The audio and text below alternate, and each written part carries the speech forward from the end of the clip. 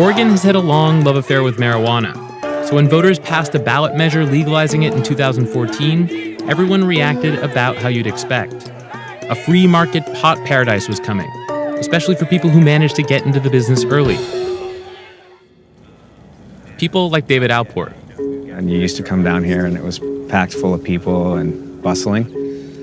The market price for, a pound of outdoor flower was $1,500 a pound, and we were seeing dollar signs, and so we were moving full steam ahead and excited about it. There were 20 employees at the height in 2017,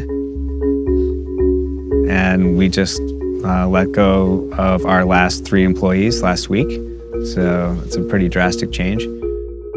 The problem is that weed didn't stay at $1,500 a pound, or anywhere near it.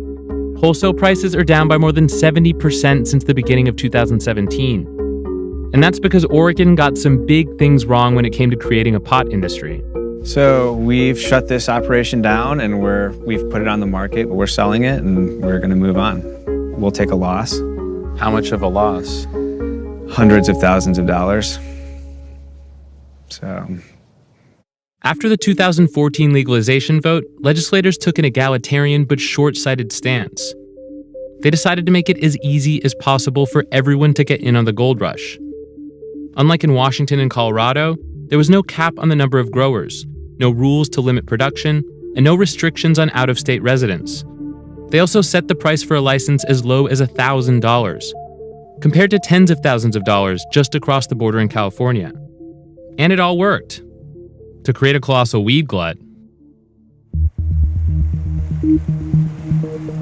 I don't think it's controversial to say that there is too much weed in Oregon right now. It did take a while before I had enough studies so I could confirm that, but I think we're getting closer to say there's more weed than in our legal system being produced by our legal system than can be consumed by Oregonians. Steve Marks, who's in charge of regulating Oregon's recreational marijuana and liquor industry, is putting it lightly. Oregon's more than 1,100 licensed producers are growing about twice as much weed as the state's 4 million people are consuming.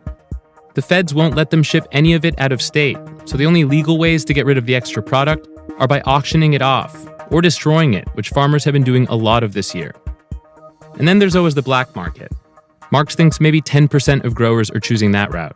10% might be a lot, but the federal tax collection system probably has a loss rate of around that much. I don't think that anyone thinks that the federal tax collection system works very well. Well, that's good, but you might win this one. All right, it sounds like a lot. Do you look back at it and think maybe we should have put some caps on production or on the licenses? My job's not to second guess that. I'm just the administrator, but if you're asking me, I don't think so.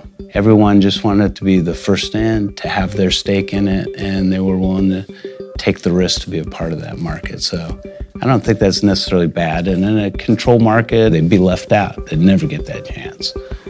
You think all this cheap product would at least be great for the people selling weed. But the same free market system that's given Oregon a ton of growers has also flooded the state with a ton of dispensaries. Saturation is everywhere. It's on all license holders. Now we have 550 stores in the state of Oregon.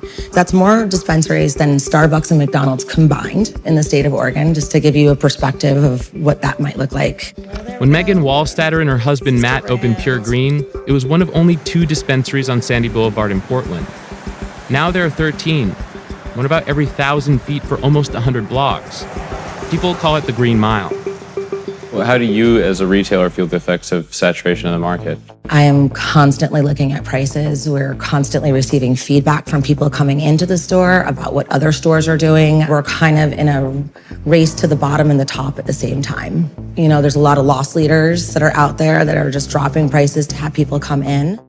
Megan and Matt were tired of seeing their piece of the special pie shrink, so they decided to sell their business to a larger company. They're staying on as employees.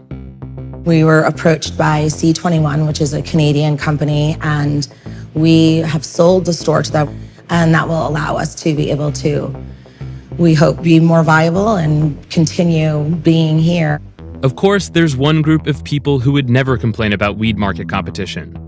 People who like cheap weed. I just bought a pre-rolled pack of joints for $16, and that is like something I would have never dreamed of. It's great. I don't think about the expense anymore, which is super awesome, you know? They should probably enjoy the super awesomeness while it lasts. Oregon stopped looking at new retail and producer applications this summer, and it slowed processing the almost 1,500 people who were already waiting in line. And the industry is finally showing signs of adjusting. Alport has given up on the bottom of the market and now runs a smaller operation focused on luxury weed, which just so happens to be priced at the $1,500 a pound he pegged his original business model to. Is any part of you worried that you're not the only person making this decision, that there are other people making this exact same decision around the same time to cater just to the higher end market? I'm not necessarily worried. I think that there could be a decline in the market price for this type of flower, but we've got some room with our margins.